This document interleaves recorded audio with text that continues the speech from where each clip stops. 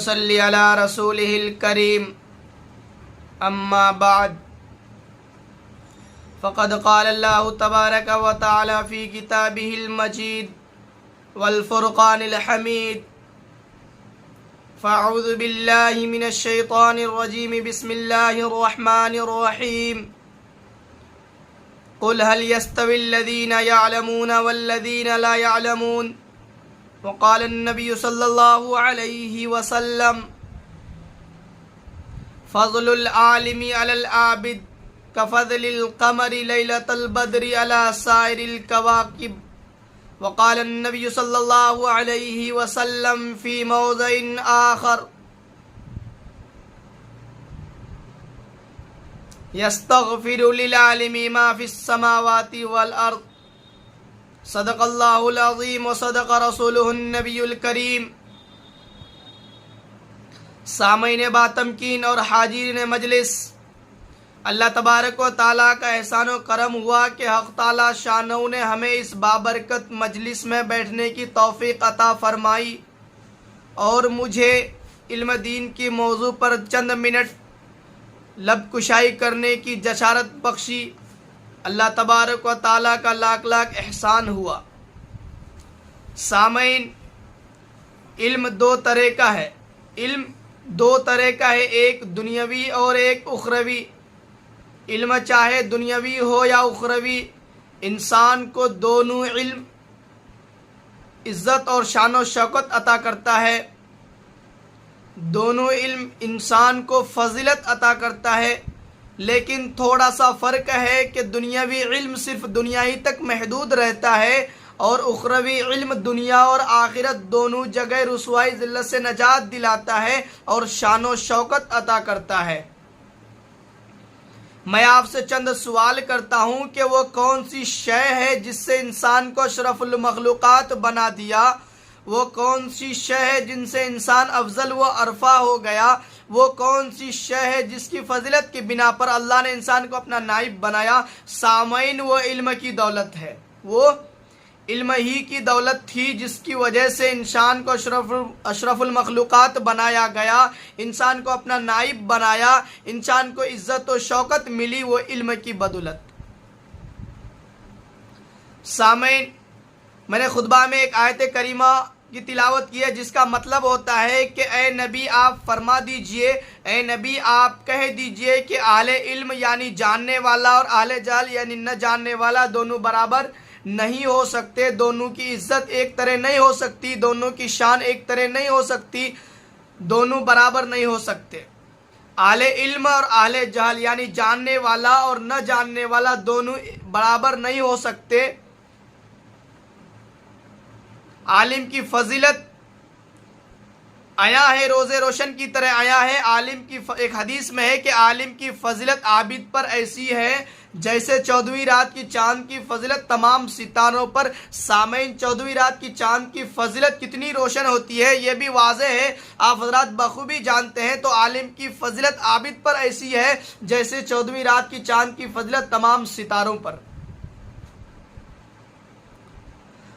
मैंने एक हदीस करीमा की तिलावत की है जिसका मतलब होता है कि आलिम के लिए जितनी भी चीज़ें हैं ज़मीन और आसमान में, सब आलिम के लिए मगफिरत की दुआ करती है, सब जानने वालों के लिए मगफिरत की दुआ करती है। आलिम के लिए कीड़े मकोड़े भी मगफिरत की दुआ करते हैं, आलिम के लिए समंदर की मछलियाँ भी मगफिरत की दुआ करती हैं, आलिम के लिए जिन्नात और शयातीन सब मगफिरत की दुआ करते हैं, आलिम के लिए फरिश्ते पर बिछाते हैं। आलिम की इज्जत अलग ही होती है, आलिम की शान जुदा होती है। सामईन, आयत करीमा का एक छोटा सा मफहूम सुनिए कि या अय्युहल्लज़ीना आमनू अतीउल्लाह व अतीउर रसूल व उलिल अम्रि मिनकुम इला आखिरिल आया, कि ऐ लोगो आप अल्लाह और रसूल की फरमा बरदार करो और अल्लाह और रसूल की इताअत करो और तुम में जो उलिल अम्र है। यहाँ पर उलिल अम्र से मुराद उलमाए दीन है, इसलिए कि आपको हजरत जावी बिन अब्दुल्ला की तफसीर में उलिल अम्र से मुराद उलमाए दीन मिलेगा। उलिल अम्र से मुराद उलमाए दीन ही होते हैं। इसलिए अगर आपको कोई राय मशवरा करनी है और आपसे अगर फरमा बरदारी करनी है, अगर आपको बात माननी है, तो आप उलिल अम्र से पूछिए। पहले अल्लाह से पूछिए, फिर अल्लाह के रसूल से, फिर उलमाए किराम से। यानी उलिल अम्र से मुराद उलमाए किराम होता है। आलिम की फजिलत आबिद पर 14वीं रात की चांद की फजिलत की बिना पर है। इस पर मैं आपको एक छोटा सा वाक़या बताता हूँ कि एक शख्स था, उसकी दिली ख्वाहिश और तमन्ना थी कि उसके औलाद में कोई आलिम दीन हो, लेकिन खुदा की कुदरत से उसके यहाँ कोई औलाद ही नहीं था। लेकिन जब वो आदमी अल्लाह से रोए, गिड़गिड़ाए, मांगे, तो उनके यहाँ उनकी बीवी हमल से हुई और उनके यहाँ एक लड़का पैदा हुआ। एक शख्स ने उन दोनों को देखता है ख्वाब में एक दिन कि दोनों अजाब में मुब्तला है, दोनों सजाएं काट रहे हैं, दोनों अजाब व परेशानी में मुब्तला हैं, दोनों की ज़िंदगी ख़राब हो रही हुई है। तो फिर वो ख्वाब देखने वाले शख्स ने उसी दोनों को देखा एक दिन कि वो अपनी ज़िंदगी ऐशो आराम के साथ गुजार रहे हैं, अपनी ज़िंदगी ऐशो आराम के साथ निकाल रहे हैं, वो शानो शौकत में है। तो ख्वाब देखने वाले ने सवाल किया कि ऐ शख्स, मैंने आपको कुछ दिन पहले देखा था जब तुम अजाब में मुब्तला थे, जब तुम्हें सजाएं हो रही थी, लेकिन आज मैं आपको देख रहा हूँ तो आप ऐशो इशरत में अपनी ज़िंदगी गुजार रहे हैं, आप अपनी ज़िंदगी शानो शौकत में निकाल रहे हैं। आखिर इसका क्या खुलासा है, आखिर इसका क्या माजरा है? तो ख्वाब देखने वाले शख्स ने से पूछा ये सब बातें, तो वो शख्स ने जवाब दिया कि आज मैंने अपने लड़का को मदरसा में दाखिला कराया, मदरसा में एडमिशन कराया, और आज उस बच्चा ने मेरा बिस्मिल्लाह पढ़ी, अल्लाह अपनी लड़खड़ाते हुए ज़बान से अल्लाह का नाम लिया, जिसकी बिना पर अल्लाह ने हम दोनों की मगफिरत फरमा दी। मेरे दोस्तों, ये है आलिम की फजिलत, ये है इल्म दीन की फजिलत। अगर आज हम और आप इल्म हासिल नहीं करते हैं तो हमें तरह तरह की मसाइब झेलनी पड़ती है, तरह तरह की मुसीबतें उठाने पड़ती है। आज दुनिया के जिस कोने में जाएं, बगैर इल्म का कोई चारा नहीं। एक छोटा सा आदमी सी चीज़ को देखने के लिए इल्म की ज़रूरत पड़ती है, किसी चीज़ को परखने के लिए इल्म की ज़रूरत पड़ती है, चाहे वो इल्म दुनियावी हो या दीनी हो। इल्म तो इल्म होता है, दोनों की शौकत अलग होती है। बस थोड़ा सा फ़र्क है कि दुनियावी इल्म सिर्फ दुनिया ही तक रहता है और उखरवी इल्म दुनिया और आखिरत दोनों जगह पहुँच जाती है। मेरे दोस्तों, इल्म की बिना पर, इल्म ही की वजह से क्या कहा गया है कि उलमा वरसतुल अंबिया,